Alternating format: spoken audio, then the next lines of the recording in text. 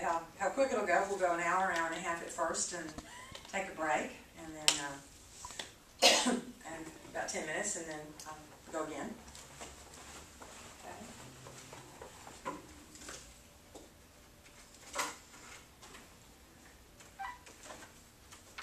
Since this is good, since you're doing this for an instruction DVD, you know, just do whatever you need to do.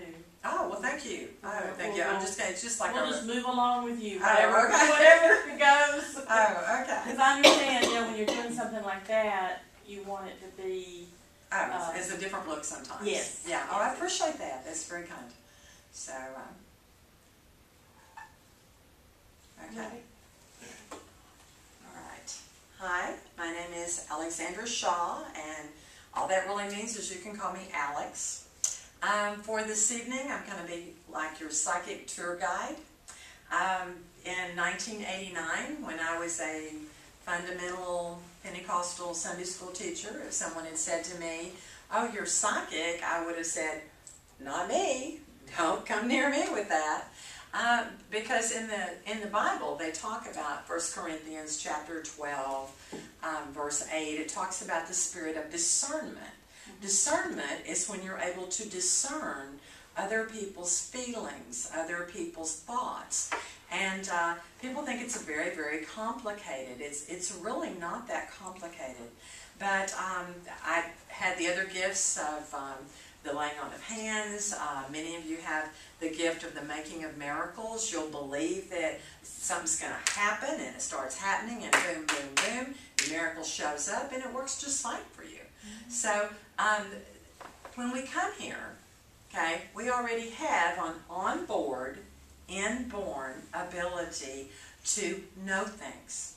Okay, clairvoyant. Right here behind your forehead, they call it your third eye chakra. If you want to look up chakras on the internet, your third eye, a lot of times people get there by closing their eyes and literally seeing a TV screen behind their forehead.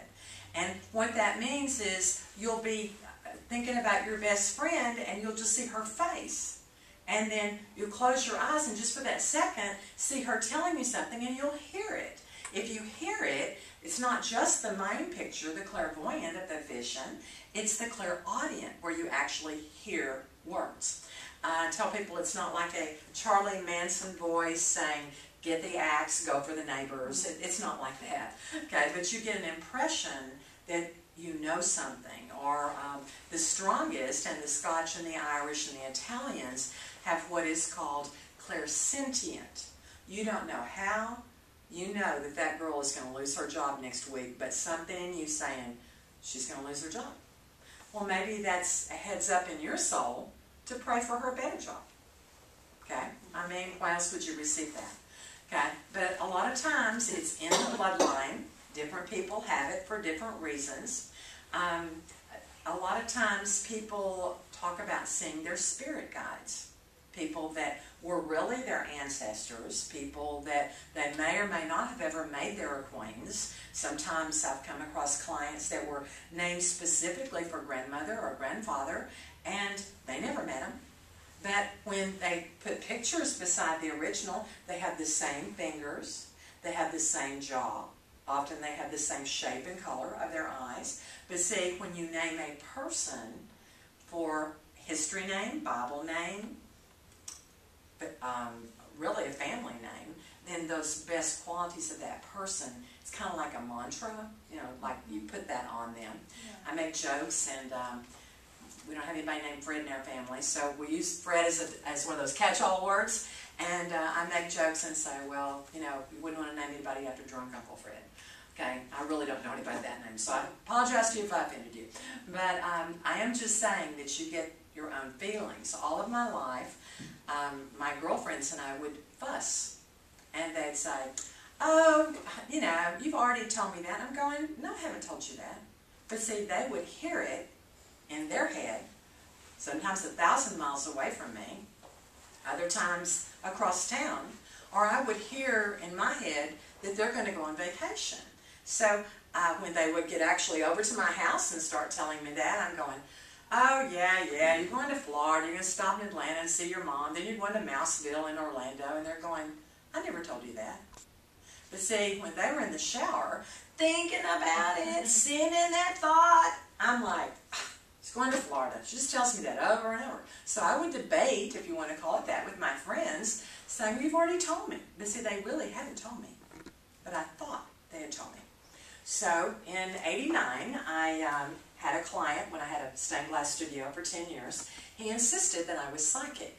And I knew I was not psychic. I was a holy roller. I was not psychic. I didn't have any room for any of that stuff. And he said, I'll tell you what, I'm going to pay for this Edgar Casey seminar for you to go.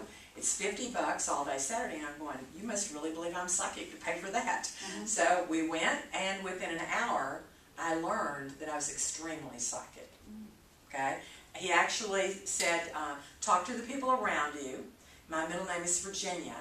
There were 17 Virginias sitting in 3 rows of probably 300 people. 17 of us, all Virginia, were sitting right there in one section. That's bizarre. Mm-hmm. Okay? But nobody called names and said, Virginia's over here. And none of us used that name. Yeah. We always used our first names. So it happens in weird ways. One of the things that happens is when you go through a death in your family, that very often, it's grandmother, Aunt Bertha, whoever it is, what happens is you're praying more, you're thinking about them, the parts you're going to miss, and maybe regrets, things of that nature. But when that's going on, you're literally sending that unconditional love out from your soul to them, wherever they are. Very often, clients report seeing somebody that looks just like Grandma, or having a dream that Grandma came and sat on their bed, and people always say, she looked better than when she was alive. She looked healthy. She looked younger. But see, in our human bodies, it's so much easier to say, oh, it was a dream. And there's even a word for it. It's called dream work. Yeah, that's a great word for it. But the thing is, the unconditional love continues to live, and it remains. So that love, we can visit that love at any time. But after my husband died, we lived, go down a long driveway, and there were 4 separate fences, 4 separate neighbors with behind the house. And every one of those neighbors got dreams of him. I'm like, well, I would have liked to have seen him myself, you know, but everyone got a different perspective. The guy that did our mowing, he saw him waving with all of his hair. Now, he had lost his hair when he died, but he saw him waving with a Vietnam hat and his shirt off and riding a lawnmower. Okay? He said, I thought it was odd because he paid me never to have to mow another leaf of grass. But, you know, there he was in the dream mowing. The man that we bought the house from, he said, yeah. He said, I saw him up in my attic the other day. And he smiled and he said, I fixed that electric so it's going to hold you till you die. And said, this man's been through 5 major surgeries and he's still holding on. But see, it wasn't just going up in the attic and hooking up the electricity. It was holding the thought, boy, I hope this old guy makes it. You know, that thought, just like The Secret, DVD or movie, sending that thought out to the universe, to the energy, finds a place, especially, and you'll probably hear me say this repeatedly, if you don't lie, steal, cheat, or sleep around. I'm not saying that's a streamlined version of the top 10 commandments. I'm saying that if people on purpose try to do right, it purifies their body, it purifies their soul. Okay? And like if you're wishing, hoping, praying, your grandson gets the best teacher, boom, he gets it. But see, you're sending that thought, if you want to call it a psychic thought, a wish, a hope, a dream, you're sending that out and it finds a place to hook up. Okay? Many people tell me that they report seeing angels. And sometimes people will just see the hem of the garment, just the tail end of the angel, and know that the angel was just right there. But yet all they got to see was the robe. That was pretty cool.